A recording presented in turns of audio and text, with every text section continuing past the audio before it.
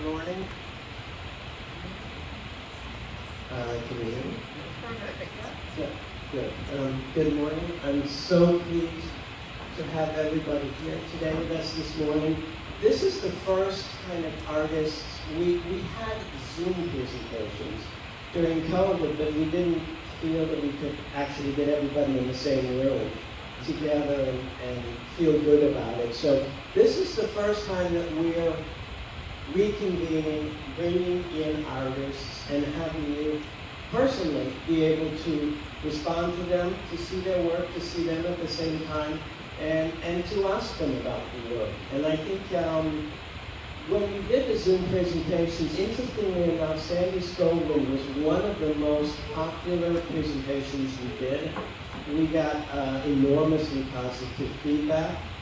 I've known Sandy for over 30 years, since your show at the Norton in 1980. I have an immense amount of respect for her and admiration.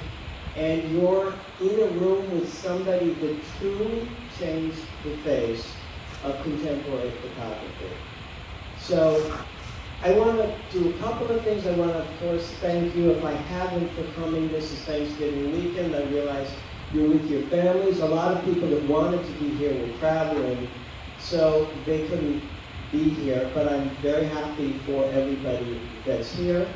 I also want to thank my wife Jody and the whole team here, from Rosanna to Cece, to Mark, to Gabriel, and specifically to Jay for putting together the PowerPoint presentation.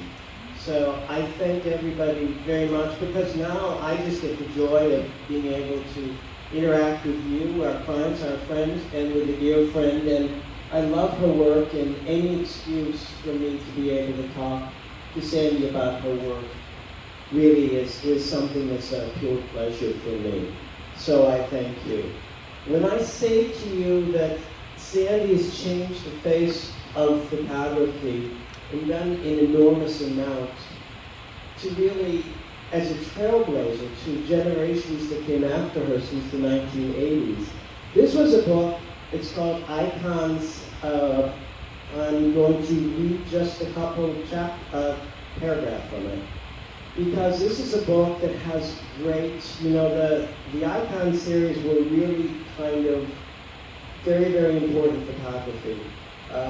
Things like Migrant Mother, Cartier-Bresson, Helmut Newton, Marilyn Monroe. But there's a whole chapter devoted to Sandy's work, talking about Revenge of the Goldfish. And it's an interesting photo icons. It's a passion book, a 2-volume book, which I used to give to collectors. And the chapter on Sandy starts out like this. And I think it's important because it really sort of paraphrases in what she's done in her contribution. Since the 1980s, photographic artists have increasingly taken to, quote, designing their pictures. Consciously following the trail blazed by advertising, they have used imagination and wit to overcome the strictures of the classical modern. Rather than seeking themes in reality and, quote, taking it straight, they invent new pictorial worlds. They often manipulate their pictures in the name of brilliant and outrageous ideas, and thereby take up the challenges passed by the postmodern. Along with Cindy Sherman and David LaChapelle, Sandy Skoglund numbers among the outstanding exponents of this so-called staged photography. Although the New York-based artist also wishes her constructed environments to be understood as art in their own right. It goes on to say that the scenes, and we're talking about from the outtakes, the sets, and it goes on to say the scenes are amazing theater sets located somewhere between fact and fiction, reality and artifice. They inevitably inquire after the technical and artistic processes she employs. To set the cards straight from the beginning, Sandy Skoglund is responsible for all of the creative steps involved in her work. She is consummately the author of her photographs. And it's a sort of a whole chapter in the book, but it says something interesting, and that's the last that I'll read from. which says, as mentioned earlier, Sandy Skoglund is by no means the sole exponent of stage photography, but she is the only artist who conceives, constructs, and sells her installations as work of art alongside their photographic representations. So I think the important thing is Sandy is not, she uses the tools of photography, but she's not the classic photographer. She's not an observer of nature. Everything in her pictures is intentional. Everything is done by design. There is enormous labor. It's a small body of work. And I just want to give you one quote that I find really good about Sandy, and then what we're going to do is we're going to go through the deck, where actually Jake said, instead of doing a history from beginning to end with Sandy, as we did before in our Zoom, we're going to concentrate on the pictures that we have here, because they're pictures you can ask her about, pictures that you can see, and pictures that are available, rather than talking about her history as a photographer and what's long since been sold out. But I thought this quote of Sandy describing her work was very appropriate to keep in your mind as we talk about the work. And her quote was, "What fascinates me about the art-making process is the endless mystery of it, the continuous unfolding of knowledge about yourself in the world, and the world separate from you as well." So that being said, I think what we'll do is we'll go through the deck, and I'll ask Sandy to talk about the pictures, where the creative process comes from, and how she goes about making pictures, and we'll talk about points in common in the pictures. So this slide is really all of this is the sort of composite of the pictures. So the first picture we'll go through is going back to the 1980s, is Beyond the Door, which is really an outtake of radioactive cats. Can you tell me, this is where it all started? Yes, well, in a number of ways. Is this good now? Can you hear me? Okay. The first thing I have to tell you is none of this work, the outtakes, would have happened if it were not for the pandemic. When the pandemic hit for me as an artist, I actually felt a sense of relief. Of course, there was the tragedy of losing friends, some very good friends. The important Italian critic who had just written a book about my work, Germano Salant, died 2 months after the onset of the pandemic. But to an artist who, essentially, I think what we are trying to do is be authentic, be as authentic as we can in the world. It's a kind of a constant struggle, a struggle towards really what is reality, what is real. So when the pandemic hit, everything for me was canceled. I don't believe I spoke to many galleries during the pandemic. I had 2 museum shows that were indefinitely postponed. So what happened to me is I decided to look back. Instead of just, okay, I was going to go do this, and this after the last piece, I decided to look back because I felt as though there were unresolved things in my own self, in my own mind, and how I had made decisions. So in cleaning up the studio, I went through, starting with radioactive cats, but many others as well. As is typical of photography, you take more than one shot.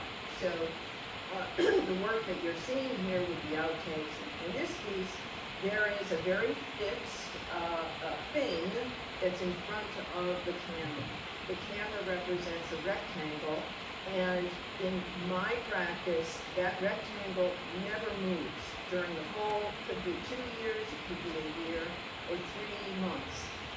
So with radioactive cats, this camera set down first in this small space, which is an apartment, and I then arranged all of the sculptures, which I had been working on for 3 months. They're all made by me in plaster. I'll talk about that in a second.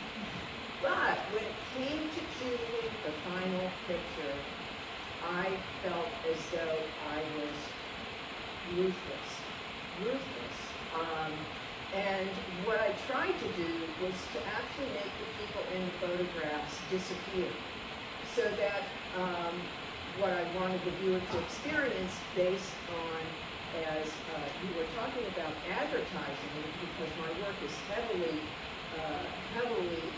dependent on advertising strategies of engagement. So what I wanted to do was to have the viewer look at the sculptures, not at the people in the photograph. So I wanted to have an experience, a visual experience, similar to how they discuss Pollock, Jackson Pollock.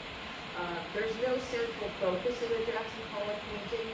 Every corner is just as important as the center.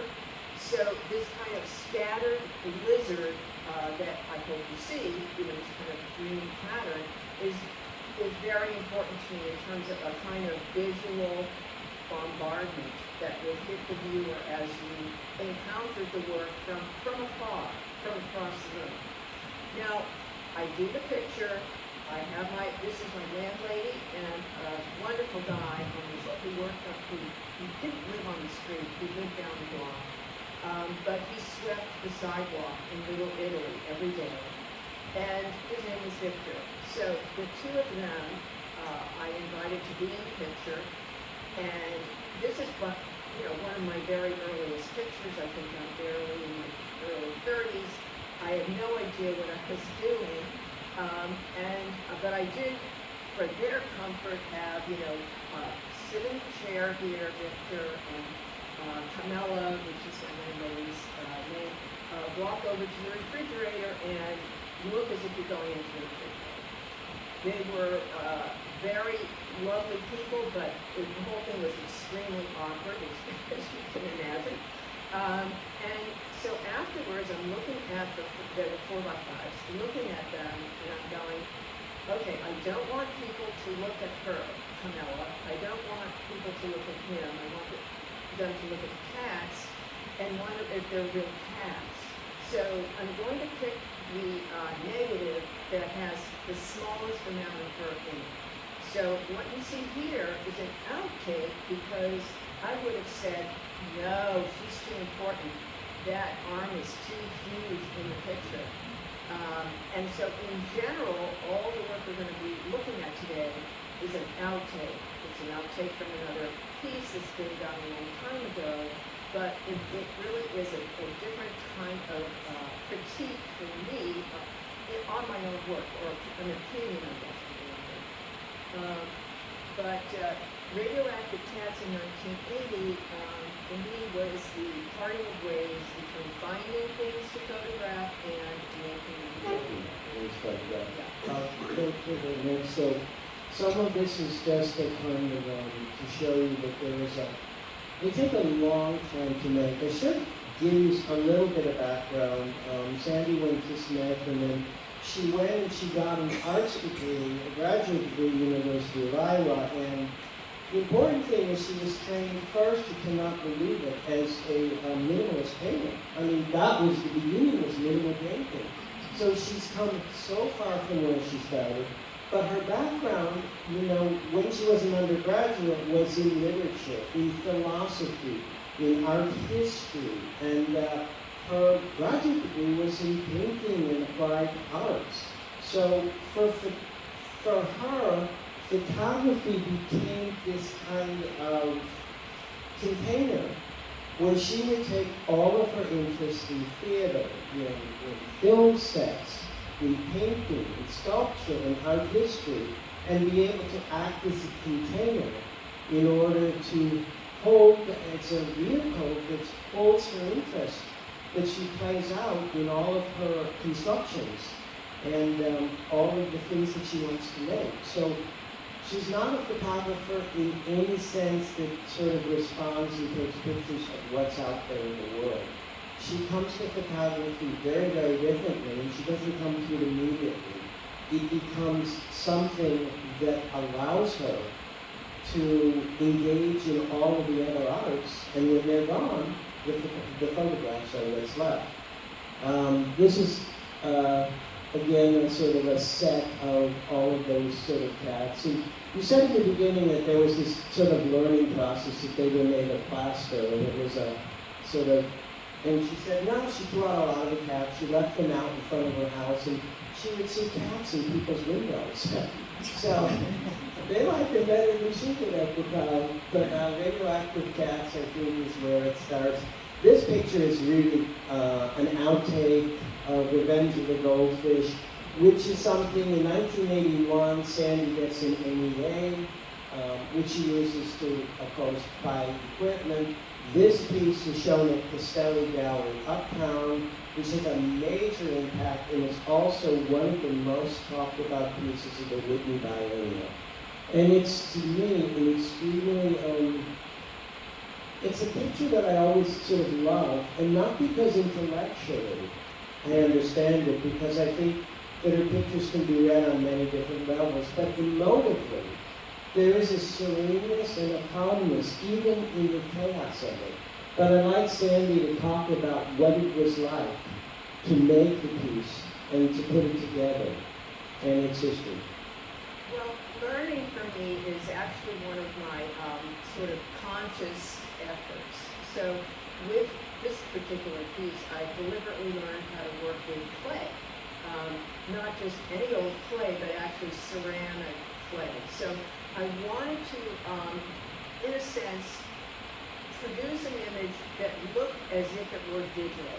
Even though it was 1981, I wanted everything to feel cut out through the lighting, through the photographic work, but also in terms of, again, these sort of patterns of color. So I enrolled in a hand building class in a clay store in New York City, and I happened to be the only one in class, except for two drug addicts who came in and were always high. And then my teacher was very serious, just gotten her MFA from very important ceramic school. And so I told her, well, I just want to learn how to make a lot of fish. So she did kind of help me with the method of how I could do that. So what you see are about 100, well, I believe I made about 130 of them, all different, everyday working. And I like to talk about work for a second because I think that for me, it's one of the most rewarding processes in the world. I can't imagine not having a feeling when I wake up in the morning of some kind of work that I want to get done. So in a sense, I'm creating that opportunity when I use my imagination to have like an image. So I'm creating, in this case, days and days of making these fish, right? I mean, I'm not going to go and buy them. I'm going to actually make them myself.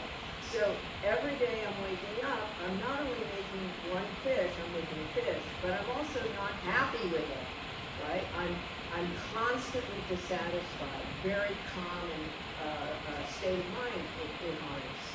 And this constant state of dissatisfaction with what you've accomplished, for me, means that the next day it's going to be better.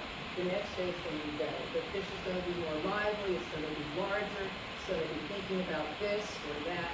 So the other thing that I felt had been thrown out with not minimalism, but with modernism, from the beginning of the 20th century, the essential story is one of throwing out all the different attributes and aspects of the art object. So by the time 1970 comes around and I'm going to school, it's painting is about painting. Okay, well, if it's paint, well, can I just paint on the wall without canvas? Paintings will go on the floor and so on. So this kind of emptiness that I went into, this theoretical emptiness, is basically what caused me to say, you know what, I'm just going to stuff it all back in. And so that's one of the reasons that you see these images so full, because they're deliberately full. They're kind of antithetical to that process of emptying out. But the piece took about 6 months with making the fish, And this is the same room as the radioactive cats. The people in the photograph, it's a woman who taught me at the Hartford Art School, and her son sitting down. And the one final thing I want to leave you with is, this was the first shot. I remember this shot. Remember, it's not just one shot. You take several, you experiment, and so on. But this was the first shot that I wanted to do, because all the time I was making the fish, I wanted to put a fish on the people in the picture. So I started off with that. I put a fish on the shoulder of the young boy, but it scratched him. It was uncomfortable, and he kind of wrestled around and moved, and it was itchy. So I only actually got one or two with that pose. And then later, as I went through all of the images, I felt as though it was a little too literal. I was interested in the horror films at the time and the idea of things that we made coming back to haunt us. So the goldfish is a tiny little fish, but if they're put in larger containers, they grow larger. They're kind of a human creation by the Chinese culture over centuries. And so if there are enough of them, they can come back and basically beat us up. So that's why this is an outtake, because this is the one I rejected because it was too obvious. And there's studies for range of development. That's the aesthetic with the orchestra, that part of the aesthetic gallery, and that you're looking at. Sandy sets things up so that there's one point of view that everything is readable. And when she does museum shows, they're not just the photographs, they're oftentimes the sets as well. So, and that's the resonant, and we have the goldfish, and we have limited edition goldfish, and that's what cool punches. This is was from a Breeds at Work. It's called Chasing Chaos. In the learning curve, Sandy keeps pushing herself. This one, the leaves that look so light and gentle are actually cast bronze. And I'll let Sandy talk. In all of her work, and this one she can talk pretty straightforward about, there is this case of things holding together and things falling apart.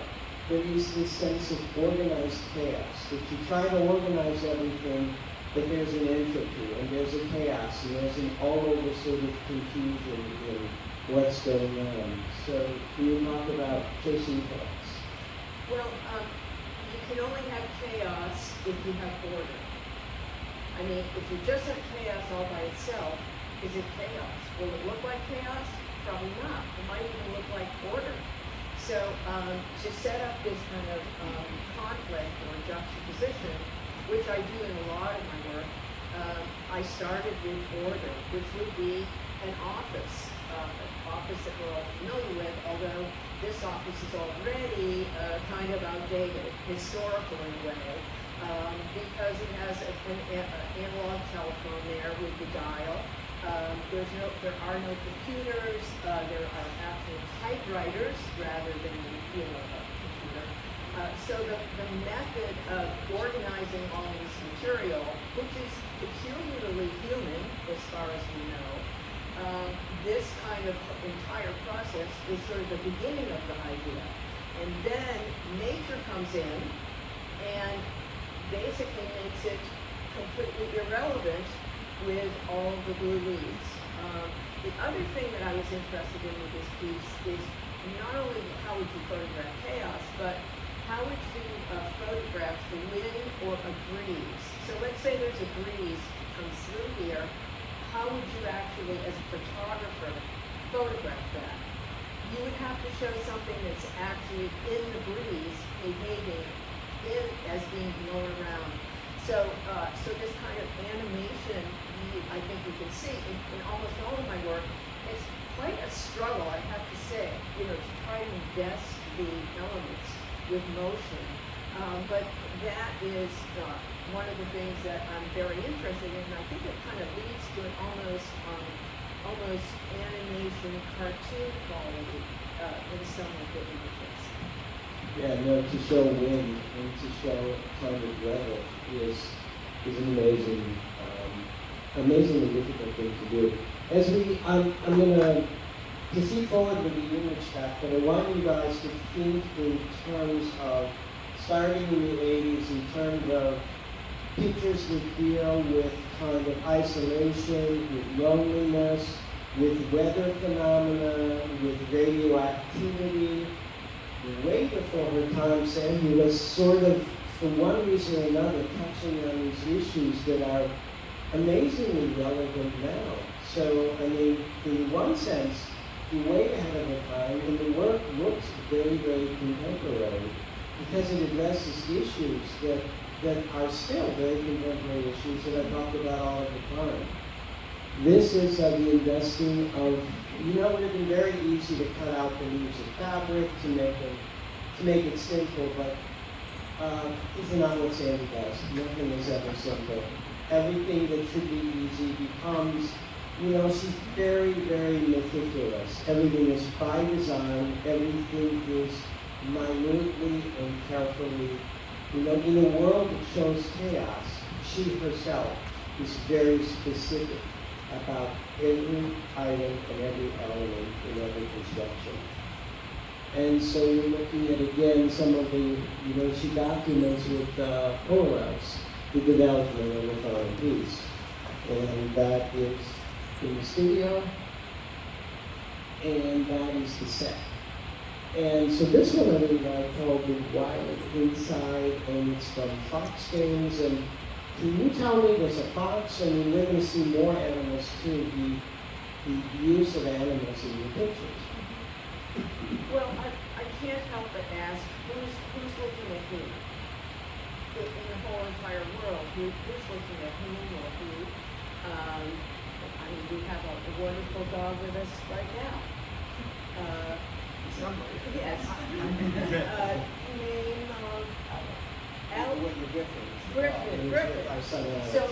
So what is Griffin thinking right now? I mean, seriously, I really like to imagine the reality from not only the human point of view, but from the point of view of other forms of consciousness. Because to me, I'm certainly not on any cutting edge. Animal consciousness is, at the forefront of science today. So, just as a sort of naive person, it just seems very logical to me that there's some kind of world, that Griffin experiences. And so, to me, there's a kind of interaction in the animals and the people where the animals are really very happy without the people. I mean, they're not interacting with the people. They're interacting with each other in their own world, really, a parallel world. So it's a kind of a proposition about reality that kind of says, well, there are parallel worlds of reality that coexist, and that even though we are, very sensitive and we see so much, we actually really don't see everything, and that's really how I think about the images. And so, this piece is important because Sandy started to show. We're gonna hold for questions at the end. I'm gonna try to get through it in 40 minutes if we can, and leave 20 minutes for questions. And then Sandy, of course, is here. This is sort of important because this is one of the first pieces to go to Europe. This was done at the, what was it called? The and the colors were reversed when it went. So when I said to Sandy, do you have an insight when you start? Do you know what the piece is going to be because it takes so long to make when you start? And she said, no, she said, I wanted to do something with foxes. So can you tell us how, it develops from there and why, most of the pieces are sort of monochromatic with accent colors. Color is important to you, obviously, and how this develops. Well, I never studied color, and to be honest, I cannot imagine how you actually study color from a conscious point of view. There is some work out there that I guess courses that you can take, but I just noticed as I was doing radioactive cats, for example, I'm like going, well, I really want that green to be green. I mean, I want it to be as green as I could possibly make it. And if that's going to happen photographically, then the surrounding color is going to have to do something. It's going to have a job to do. It's going to make that green really sing. And so I would experiment in the studio with different colors, but the idea is, generally speaking, coming from that, like what's important. So in Revenge of the Goldfish, it was the orange fish. When I started, just as you said, when I started, I mean, what would be more boring and horrible than to see this whole picture, right, in your head, and now for the next 2 years you create it? No, that's not how it works. You have to have fun. Yeah, you have for to, you, that's not you how have it to works. have fun. You have to make yourself work and enjoy it. And there has to be a purpose, but the whole process is much more tiny, it's day by day. So to get to the idea of how it is that the boxes and those kinds of things, how the whole process works, the sculpting is kind of like Superman going into the phone booth and turning into Clark Kent.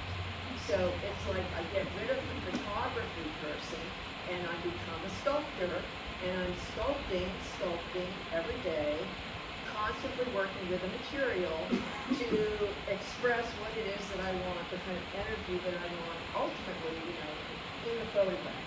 But there has to be that engagement, and I think this is very common in all artists. You want to be fully engaged. And how do you do that? I mean, it's not so easy. So you kind of play around and figure this or that out.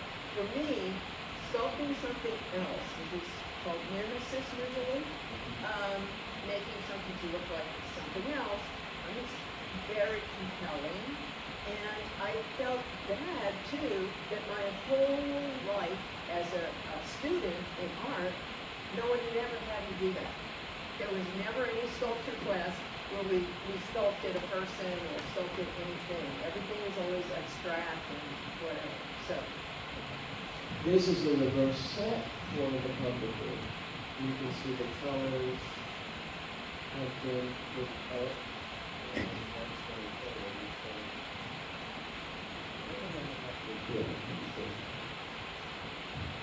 So instead of moving forward.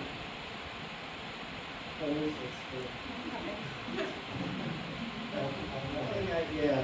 think I got ahead of myself here.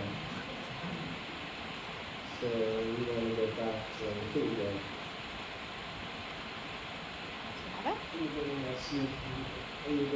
You're moving forward from the Fox games. Okay, yeah. Okay, so you move forward and you show. And Sandy, in all honesty, she said it's 10 days to 2 weeks to try these Fox. So, I mean, this is meticulous work, and it's all done by her. It's not until later, and we'll show the last piece, if you don't have an outtake, where she's teaching herself ZBrush, and she's using Catcan design. And that doesn't come till later. So this goes to the 90s. This piece, The Company of Others, is the green room, and I bring it to your attention because Sandy has generously taken one of the printer's proof of it, and it is going to the Norton auction. So, and it's full scale. It's between these two sizes, between the cocktail party and popcorn. So, and it comes with the dog. So, if you want this piece, it's long been sort of out of circulation. You'll have an opportunity because it will be in the auction at the Norton. So I'd love you to talk about this piece. Well, The Company of Others is, I think, in a way, actually a better title than The Greenhouse, which was in 1990. In 1990, The Greenhouse was about inside, outside, again, sort of contrasting concepts. So the grass growing on the inside, where everywhere where it's not supposed to be growing, and the dogs being one of the species that was almost the top with the variegation, the varieties of types of dogs, sizes, and what they do. I mean, clearly the intervention and manipulation, not meaning to say this is something that we should all be ashamed of, but just that it's an interesting thing that I look at is how that intermarriage between us and other living species. So the people in this piece are my brother and his wife. I actually don't remember, I remember having them come to New York and be in the picture, but I don't remember that they were really dog people at that time. But since then, they are like really dog people. They have one wonderful dog after another, so that's the people in this piece. And then this is sculptor making the dog. And I'm going to start going a little so we have time for questions. So this is, the meticulous sort of construction of the set and the things that go into it. And this was at the University of Higher School of Art installations, on different varieties. This piece, Angels and Strangers, is again squirrels. And again, think in terms of the for Sandy, she is a maker of environments. And, she comes out of a society after the war, post-consumerism. So it's almost a sense of pictures have a kind of, the word she uses in some of the writing is horror vacuum. There's a sort of afraid of empty spaces. There is, in her picture, she said she doesn't want a central focus. She doesn't want your eyes to one point of the picture. She wants your eyes to constantly have to look at and be engaged in the total composition. And this thing is a little, squirrels are not that friendly actually. So it's a little threatening with this sort of bubblegum pink. And can you talk to us a little bit about this picture? Well, our search for happiness in paradise, I've been observing that within myself and other people since I was born. And I feel as though it's almost a great tragedy that maybe we shouldn't even be thinking about it. But it seems as though it does sort of represent a kind of grand theme in the life, in our lives as people. This kind of ultimate aim towards paradise or towards some kind of escape from, let's say, the daily grind or what have you. So I felt with this piece that I was really kind of going to bring that question into play. For example, the idea of a patio, that we have in our homes, a patio. What is a patio for? Well, it's to enjoy yourself on the barbecue, similar kind of thing. It's all about enjoying there. It's not a symbol of tragedy or sadness. There's this kind of real attempt to kind of uplift the human spirit in those kinds of environments. Then, though, just as you were saying, there's nature. There's nature which doesn't see any of this and does it own its own thing, which is sometimes counter to what it is that we want to do. And so this kind of conflict between humans and nature, for me, represents yet another kind of large, grand scheme idea of reality. Kind of symbolic idea of reality. It's sort of interesting. This is the kind of postmodern idea is that really when you look at phenomena, it's neutral. It's the meanings are the meanings that you put into it. And Sandy has a specific kind of desire to put into it, whether it's intellectual or whether it's emotive.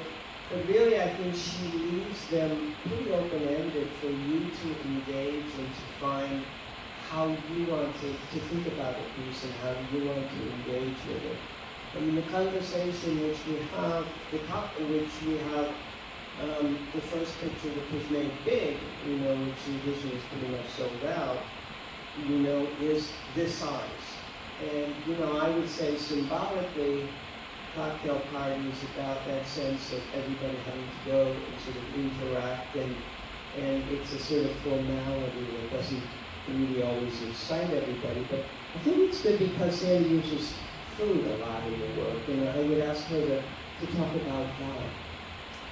Well, from the very beginning, like making the cats, the radioactive cats, I think that people who are making things, in the world, the most important thing is to know what is success.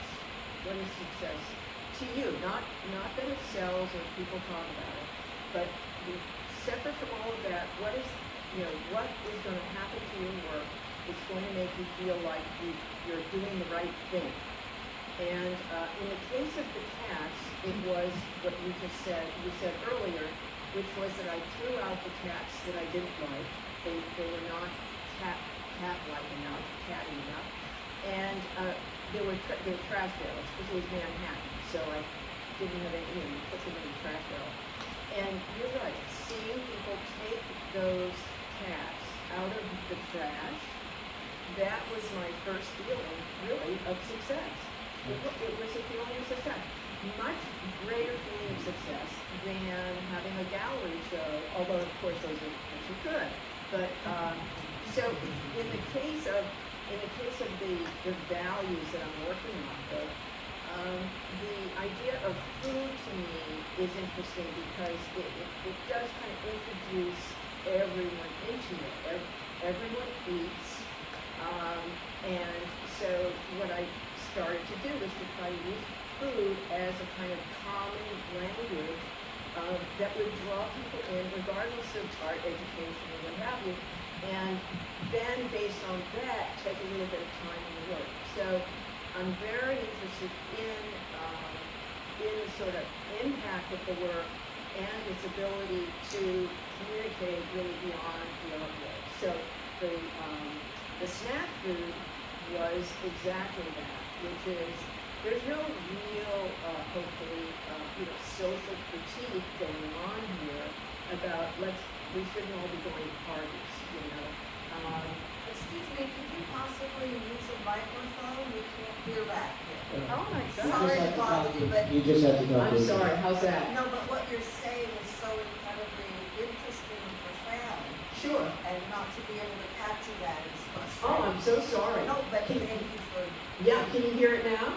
Yes. Okay. So what I'm talking about is there is work that's didactic, that where the maker wants you to have a clear understanding of something, and that's their method or feeling of success when the viewer has that. For me, I am not interested in that. I'm just interested in the impact. And then the viewer makes the meaning themselves. So I think that's a kind of important distinction in terms of the goals of certain kinds of artists versus others. So we'll move on so that, and when this is an interesting slide because when you decide you're going to use jelly beans or you're going to use popcorn and you're going to use cheese, you can't just make it. It'll fall apart instantly. I mean, these things are not meant, they're meant to be consumable. They're meant to fall apart. They're built to be pre-digested. So this is, all sorts of issues have to be dealt with in order to make a permanence. And this piece, which is interesting, the cocktail party, of all the pieces that have food, is still in a museum and is durable. So it's still something that exists. And some of the food pieces, don't exist anymore. So this is another work that I'll let Sandy talk briefly about because I think it's a cool idea. Great. Wishes in this case. Yeah. So this started started with the material. It didn't start with anything other than what is beautiful. And think of just what is beautiful, not what you smell or all other attendant kinds of things, but visually speaking, what is beauty or what is beautiful. And so I was thinking, for example, you think of jewels, and what are the attributes of a jewel? Shiny, glistening, translucent, these kinds of attributes. And I found those attributes in jam and jelly. So I did experiments in my studio with strawberry jam and orange marmalade, and decided to do a piece in which they would play the major role of color. So the title of the piece came much later, called The Wedding. The outtake here, I actually think Wishes and Whispers is a better title, and it does draw my attention to the people that are being married there, kind of whispering to each other, who knows what they're doing. But I've always wanted to have some kind of surprise in the work that surprised everybody, not just a few people, but what is that? That kind of reaction. What the heck is that? So the making of the jam has an interesting story. I wanted the jam to be, of course, red. So I go to the store, I buy all the different brands of red jam.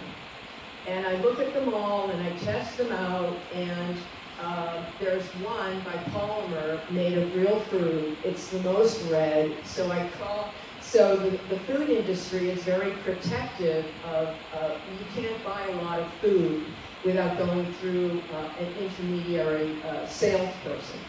So they give me the salesperson for Polymer food, and I tell that person, this is what I want, several cases of this red jam. And I've gone to the store and bought the small jars, the small ones. So he says, well, we have them in 16 ounces. Wouldn't that be less expensive? So I said, well, I don't know. Give me a couple of days, let me make sure. I buy the 16-ounce jars, bring them to the studio, and they're not as red as the small jars. So I call him back up and I said, I'm sorry, but they're not as red. Oh, you're kidding, that's not true, absolutely not, you're crazy. I said, I don't care what you say, I want them in the small jars. Give me whatever it is, 10 cases, whatever. So he did that, I did the piece, and then lo and behold, a couple of months later, I have a conversation with him and he says, you know what, you're right, the recipe is different. For the small jar. And about longevity for a piece like this, I would think jam and marmalade are pretty perishable. They're actually not. Oh. They're actually not. What was perishable, well, perishability, it depends on moisture leads to fungus, so that's generally a problem. But you have to remember that the Egyptians showed us that honey is a preservative, sugar is a preservative. So actually the jams and jellies don't in themselves deteriorate, but everything else and the handling of them caused me to basically throw the piece out. I still do have those roses. The roses are all handmade in ceramic clay. Right. So this is, again, some of the Polaroids to show your work in progress. Now, I think this is a nice, that Jay put this one directly after, the piece that you saw that was so seductive and so sweet and so unthreatening, and the kind of ideas and mythology of the wedding and the wedding cake and the lovers. And if there was time, and there's not a whole lot of time left, to do a deep dive, this would be a great piece to do a deep dive in, because this you emotively respond to. I mean, this is, for a lot of people, would be a very scary kind of ominous piece. Can you tell me a little something about it? Well, again, the kind of contrasting elements of big animals, the symbolism of the snake, which goes back to as far as we can look back in human culture, and the same thing's true of the rabbit.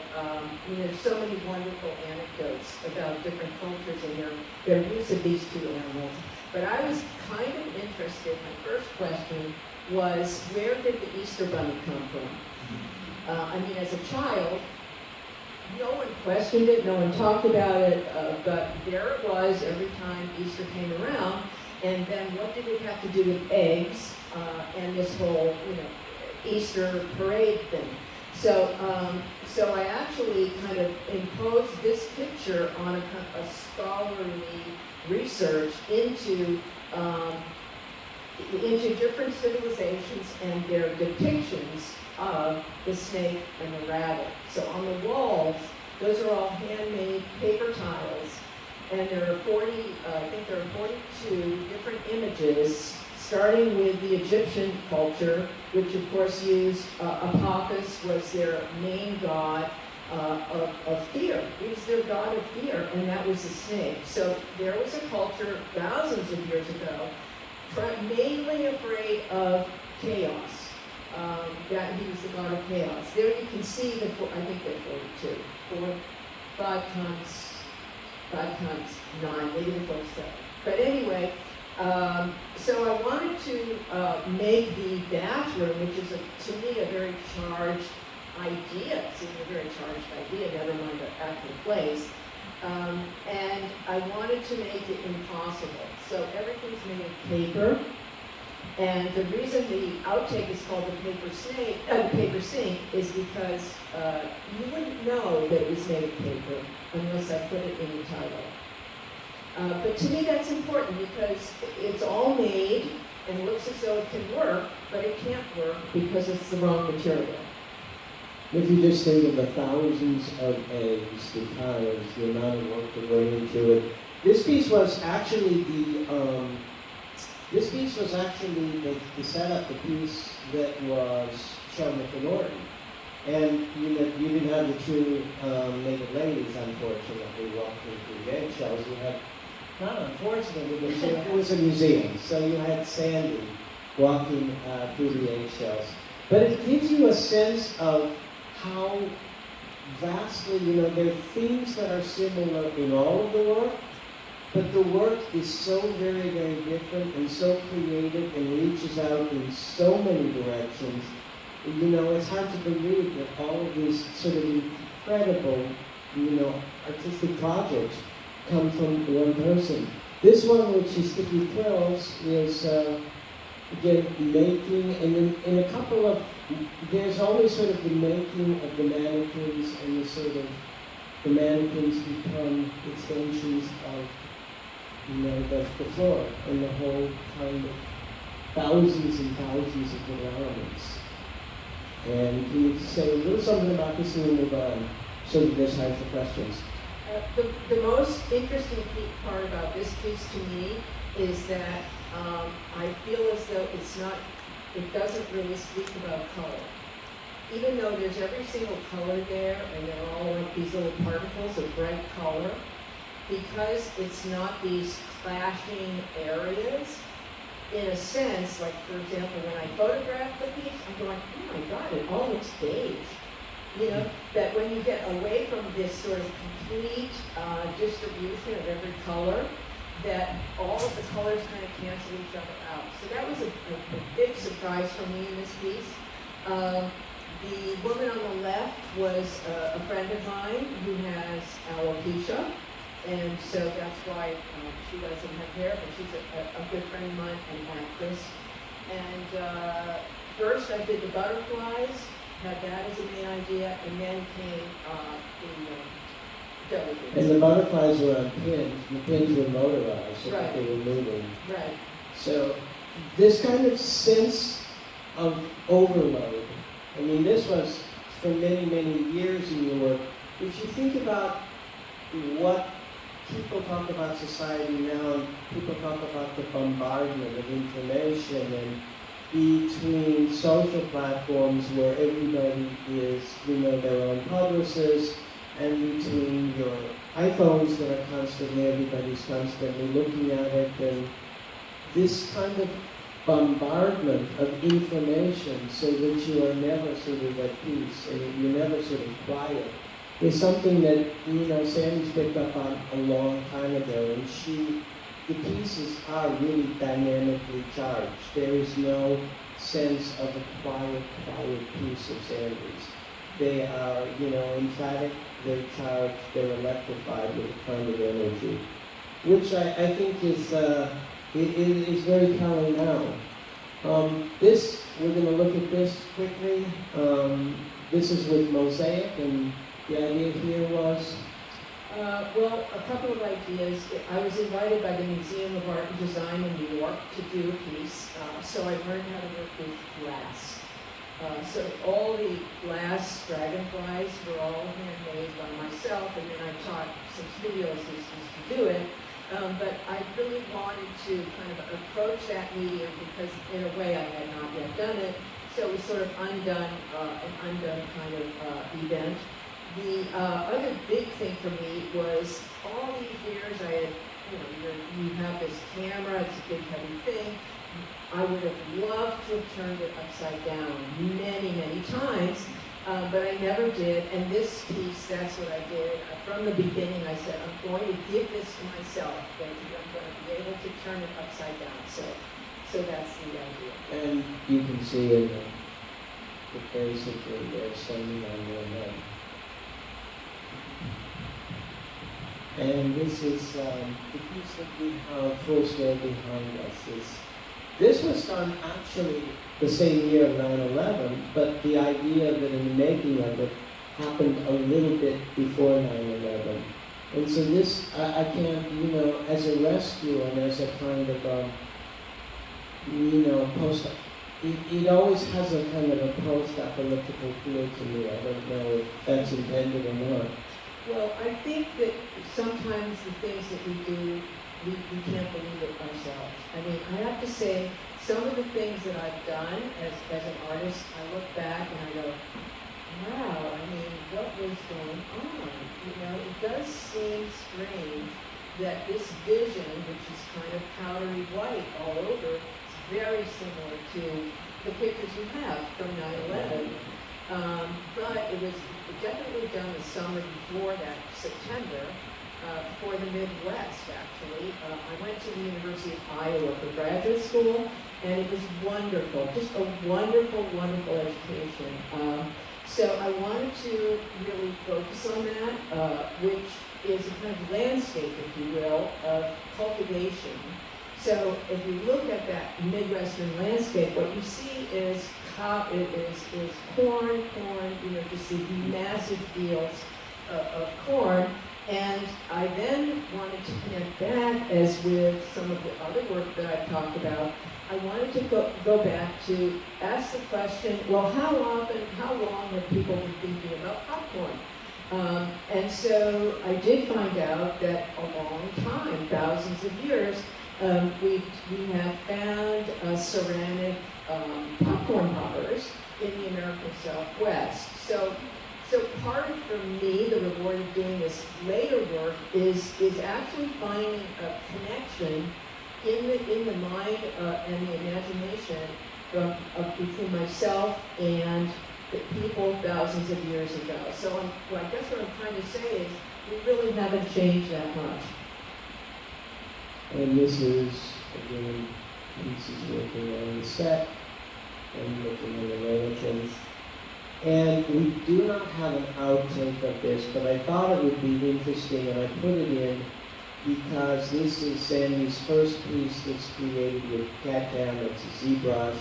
It is made very differently than the rest of her work. And I just thought we would end by you saying what it's like now to use a whole different kind of technology and how that manifests and changes the work that you're able to do. Well, the first thing is it's actually not that different because what you see here is always there. It still is.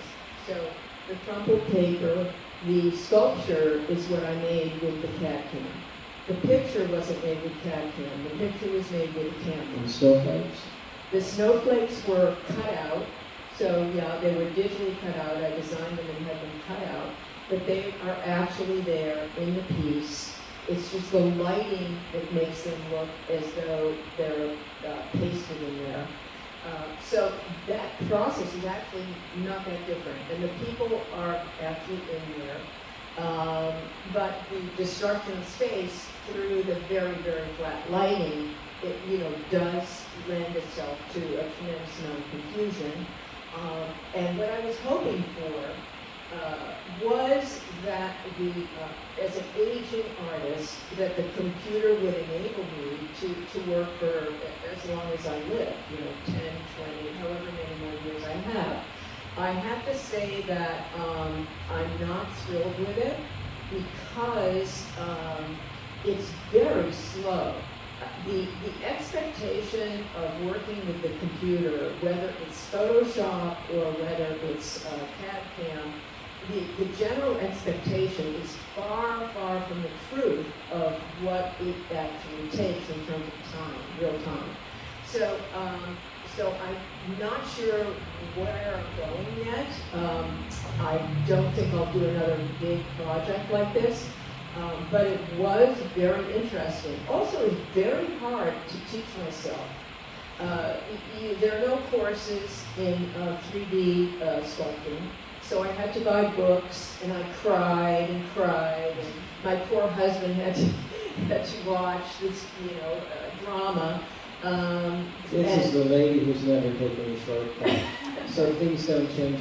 For me, what's interesting, and I didn't mean to interrupt you, and I just thought about it now, is when you look at a breeze at work, you're looking at a weather phenomenon. These many years later, you're looking at cold, ice, winter. Again, you're trying to kind of show something that's very difficult to find an approximation. How you show that, how you show weather, how you show a season. And so this is some of the outtakes of that, from the, not outtakes, but some of the detail shots. And the owl, and I want to open it up to questions, because we've run a little bit over, so I apologize. Moving slow.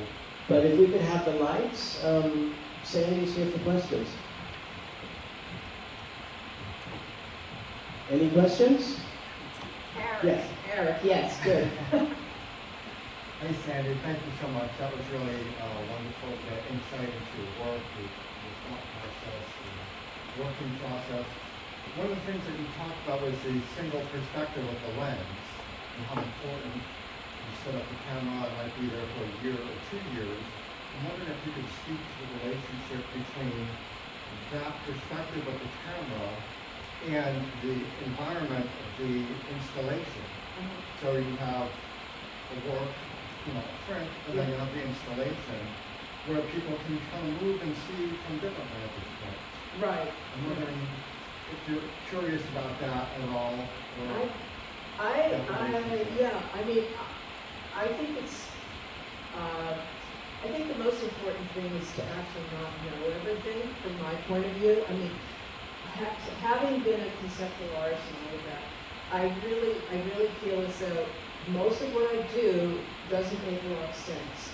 So the one thing that happens in terms of just this whole dichotomy between the photograph and the sculpture is the idea of which one is really it, which one is the art.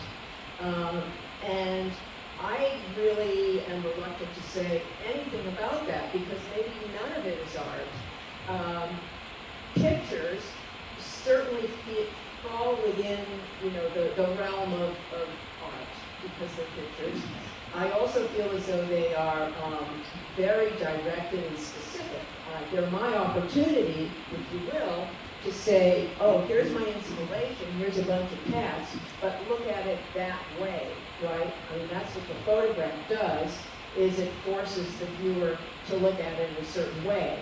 The other thing about the photograph as a working process for me is it helped me to end the repetition in the sculpture.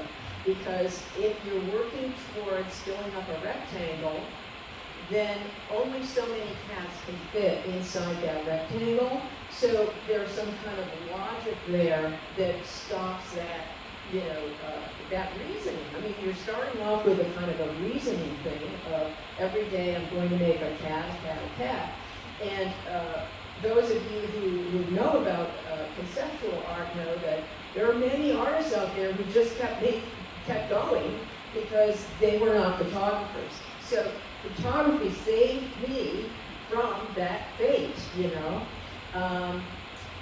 The other piece I do have to say is that making a sculpture, it's almost like a work of art within a work of art to me. So it's not as if I'm making a prop. I mean, I really care about each thing that I make. And when I'm done, I have to feel artistic satisfaction that this is the best I could do. It's not just, oh yeah, I'm making something to throw it in front of the camera. So that being said, then, I really do want the viewer to appreciate that. And so that's part of the feeling behind the making the miniature sculptures, because the miniaturization, I feel, in a miraculous kind of way, makes the sculpture more accessible to the viewer, because the installations are very inconvenient. They're very inconvenient. They either disappear because they disintegrate, or they take up a huge amount of space, or they're very expensive to transport, and then someone has to put them up. So it's not a great art form, and I feel ever so grateful about photography coming to my rescue, and that I'm not, just an installation artist. But I'm well aware that there are many people who probably think, well, just throw everything out because it's for the camera and all that's left is the picture, and just leave it at that. But I just can't do that, and I would say that's the answer. Other questions? Yes.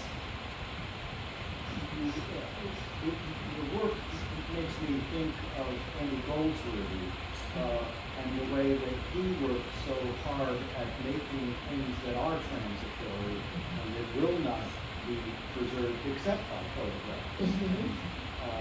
It's just a comment, not really a question, or I wonder if you...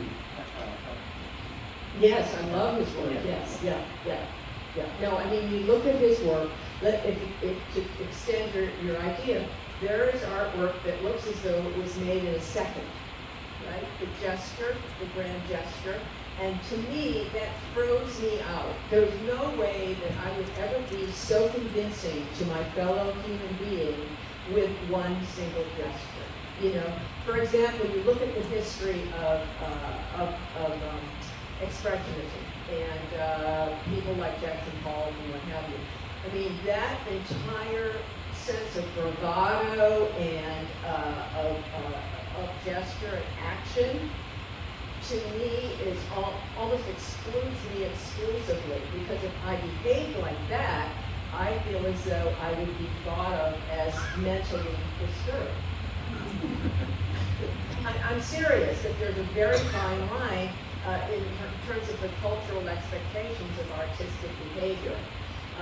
And so I decided to turn everything around the other way and instead make it all about work, because that I knew how to do. Other questions? Yes, sir. Yeah, I have a question, but just wanted to make a comment first that I'm enjoying the fact that we have an exhibit about humor. And in my opinion, I'm probably going out on a limb, there's so much dour work out there today that seems to be talking about what we don't have. And what we do have here is humor. And in addition to your work having a lot of humor in it, there's a lot of other things too. But I wonder if you could talk, art making to me is a lot of times it's about the contest between control and chaos. And I'm wondering if you could talk about the role of serendipity in your very controlled scenes here. Mm-hmm. Well, serendipity is chance coming in as you're working and discovering something new, but that you never would have been able to see if you hadn't done the really boring thing first, right? So that's one of the things that I have to have faith in when I say to myself, okay, I'm getting out of bed, and I don't know anything about how to sculpt, let's say with a fish, but I'm going to take this course, and every day I'm going to be working on it.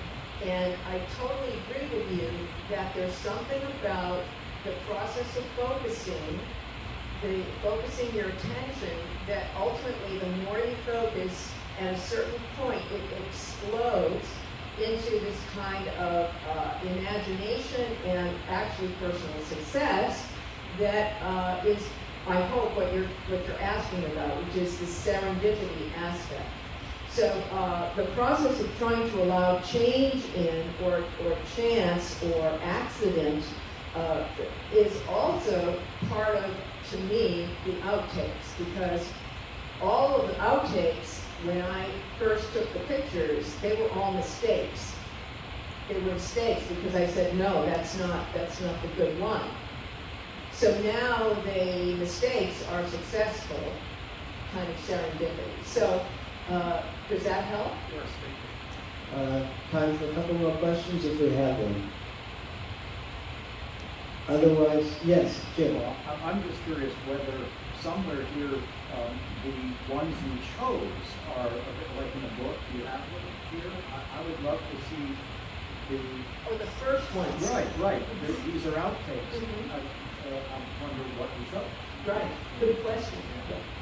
Well, the one that is here, it's right behind you, is the cocktail party itself, the one that was chosen in 1992, that big picture, and the outtake is, yeah, okay, good. And Rainy Popcorn, this is the original, okay, and then over there are the outtakes. So this one is an outtake and that's the original. Exactly. Have to look closer to see the Yeah, exactly. It looks like the same thing. And then here, this one is quite, I think it's quite different. But anyway, the three figures are doing what they're doing. And if you look at that one over there, they're all sitting. So that's a little more obvious. Sandy, I just wanted to let you know from online, we're lucky enough that Joyce Tennyson is here, but some of our artists have also been watching from online. Karen Noor said that you were a real trendsetter in the 1980s, and she's been following your work since then. We had Gary Fabian Miller watching, we had Diane Bell watching, so a lot of our artists wanted to It's nice that Well, you have tune an in and extended watch. audience. That's great. I didn't even know that we were. And Joyce is Yeah. here too. And Joyce, thank you for coming. And Joyce Great has, Joyce Tennyson. and we've had the pleasure of Joyce having presented to a group here too. So, and we welcome doing more of these. And there were a lot of people that wanted to be here, and they said they were visiting family and they were going for the holiday. And it's a funny thing that Sandy was, she got here and she flew in, and I'm so happy that she's here. And she flew in Thanksgiving Day because she figured everybody would be where they're there. I mean, they're in cars Thanksgiving Day, but not so many people are on planes as they were the weekend before. And she said, Holden, we could not believe how busy the airport was. She said, there were people in every direction. She said, I made it through, I had clear and stuff, but she said, and I said, Sandy, that's a perfect set for you. This chaos of everywhere you look, there are people. Everywhere you look, there's activity. Everywhere you look, people are existing in their own planes. So, in their own references, their own planes of fear and activity, and they're not really interested in anybody else. They're just going about what they're doing. And with Sandy's work, I think if you see the animals, if you see the people, if you see, on purpose, it's multidimensional. There's no real connection between them. They exist in their own planes and in their own spheres. And I said, my God, that airport, that would be a perfect set for you. So please stick around. Sandy's here if you'd like to talk to her or meet her or coffee, or don't leave all that bakery for my wife Doesn't want you to leave it all, so please make yourself at home, and again, we appreciate having you here. Thank you so much.